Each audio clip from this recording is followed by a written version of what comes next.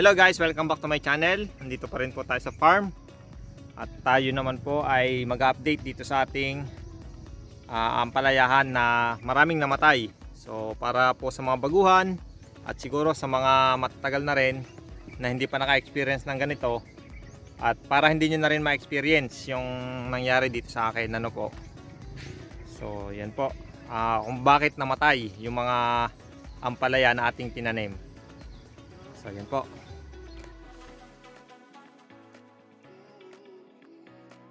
Atin pong verse sa John 14:6, sabi po doon, Jesus answered, I am the way and the truth and the life. No one comes to the Father except through me. So yun po, maraming salamat po sa Panginoong Hesus sa pagliligtas sa atin. Last February 27, tayo po ay nagtanim na ng ating Mestiza F1 na ampalaya. So dito po sa area na to, sa kabuuan ng area, ano po, bali ito, kung mapansin nyo sa likod ko, yan halos ay mga patay. So, yan, patay, isang linya. Baka umabot ng nasa 300 to 500 yung namatay na to. So yan, at ano po yung aking naging pagkakamali. Bali ang nangyari po, yung huling tanim natin dito ampalaya din. So dito sa area, itong area naman na to, sa gitna ito, dito nakatanim yung ating ampalaya, same variety, Mestiza F1. Tapos itong plastic na to, ang nakatanim dati dito ay sili. So ang ginawa natin, pinatanggal natin ang sili. Yan, magkabila po yan, kung mapansin nyo. Ito yung pinagtaniman, itong butas na to. Tapos ang ginawa natin, pinatupi lang natin para hindi siya, kumbaga yung mga damo hindi doon lumusot.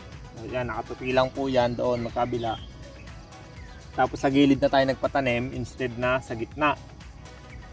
So ang dahilan ko naman po dito kaya hindi na ako nagbuta sa gitna, kasi nga ano, doon din naman ako nagdidilig sa gilid. At para hindi na itutubuan ng damo. Yan, doon na lang sa gilid. Tapos siguro sa susunod na tanim, saka natin butasan kung upo or ampalaya uli ang ating itatanim naman. Kasi medyo naghahabol din tayo sa oras, kaya hindi na natin pinabutasan. So yun po yung ating naging experience dito. Ngayon, dun sa namatay naman, yan medyo na-late yung ating pagsasabi. Kaya po siya namatay dahil yun nga, yung huli nating tanim dito, nandito pa yung mga talbos niya, yung mga dahon. So kanlong pa po ito ng dahon ng ampalaya. Mga insektong yan na kulay green, mapapansin nyo yan.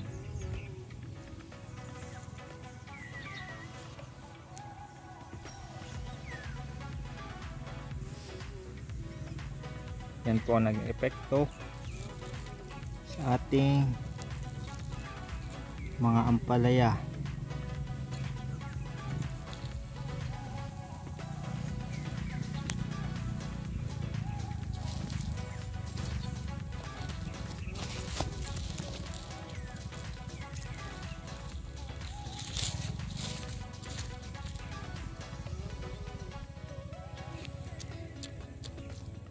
Hindi natin siya na-sprayan kahit patay na. So yun pala, marami siyang insekto sa mga dahon. Kaya nung hinalit na natin, nung tinanggal natin, siyempre nagbagsakan dito yung mga tuyong dahon. At yun nga, yung mga insekto na yan sa video na yan na ating ipapakita, yun yung mga insekto na kumain ng mga dahon ng ating ampalaya. So ano yan, bali malulusog po yung ating ampalaya. Kaya lang pagka nadapuan nga ng mga insektong yon, parang sinisip-sip niya ang dahon at yun nga, natutuyo. Akala ko nung una tinamaan lang ng spray ng insecticide kaya namatay, pero nung ating talagang puntahan ay yun pala ang dahilan, yung mga insekto na yun. Dito kung mapansin nyo sa isang linya na to, halos pa isa-isa lang yung survivor. Yan. Pero doon naman sa mga area na naunang tinanggalan ng dahon sa taas, halos nabuhay naman lahat. So yan ang naging pagkakamali ko rin, hindi rin agad natin napahakot yung pinagtanggalan, kaya marami yung nag-stay dito sa area. So yun, kaya sa susunod ay talagang hindi na mauulit yon. Sisiguraduhin natin na kung sakali man na tatanim ulit tayo ng bago, ampalaya, after ampalaya, so tatanggalin muna natin lahat talaga yung dahon sa taas, tapos adjust pa rin tayo ng 1 hanggang 2 araw bago tumanim. So yan, bali madami po tayong mortality nga dahil doon. At dahil madami, siyempre sayang ang panahon kung hindi natin huhulipan. Kaya tayo ay nagpunla uli ng panibago. So yan, bumili uli tayo ng 1 lata pa. So yan, kamahal na po ngayon ang punla. Yan. 1 lata pa uli yung ating pahabol, nasa 500 na puno uli yan. Siguro naman ay sasapat na yan para mahulipan yung mga namatayan. So yan po, kahit dito sa ating part na to, yan. Bale ito yung part na to, kasi natanggalan na muna ito bago ako tumanim. Kaya ayos, maganda, nabuhay, maraming nabuhay. Dito talagang hindi rin nabuhay. So yon. Kumbaga ang lesson natin dito, huwag masyadong magmadali din. Pero ano rin nga, anong nangyari kasi ay ginahol tayo sa oras. May mga nakuha rin tayo ng extra sana, kaya lang wala tayong makuhang tao nung una. Kaya yon ang nangyari. Na-delay tayo sa trabaho at yan ang naging resulta. Nagkaroon tayo ng mga circumstances na charge to experience na lang din. So yan naman po ay kaya pa nating masolusyonan. So yan po yung ating tanim ngayon, Mestiza F1.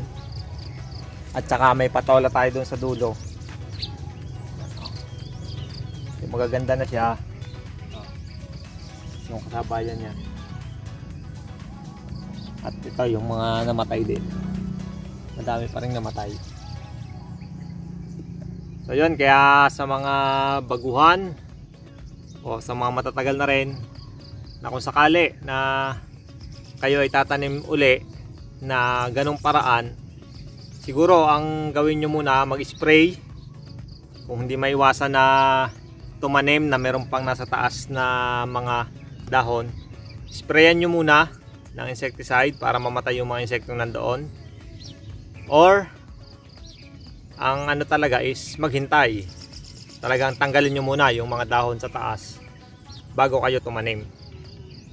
So yun, tantyahin nyo talaga. Ako naman, kumbaga tinantya ko rin talaga kasi halos medyo nag-delay na nga ako ng pagpupunla. Kaya lang hindi ko rin in-expect na ganon, na magtatagal pala yung, kasi dati naman nung pinapanood ko yung mga tao ko dito na nagtatanggal ng dahon sa taas, mabibilis, kaya in-expect ko yung ganong bilis din. Kaya lamang ay syempre yung iba ay bagong tao ko, kaya hindi naging ganong kabilis, kaya na-delay tayo sa oras. Tapos nung alam ko na madidelay, humanap na tayo ng extra na tao para matulungan, kaya lang wala agad tayong nakuha, kaya yun, natuluyan ng delay. Pero yun, kumbaga nga, charge to experience na lamang. So yun, I hope na hindi mangyari sa inyo to, at kung sakali man nga ay wag nyo nang gayahin yung aking ginawa. So yun, God bless po, see you in the next video, and to God be the glory. Bye bye.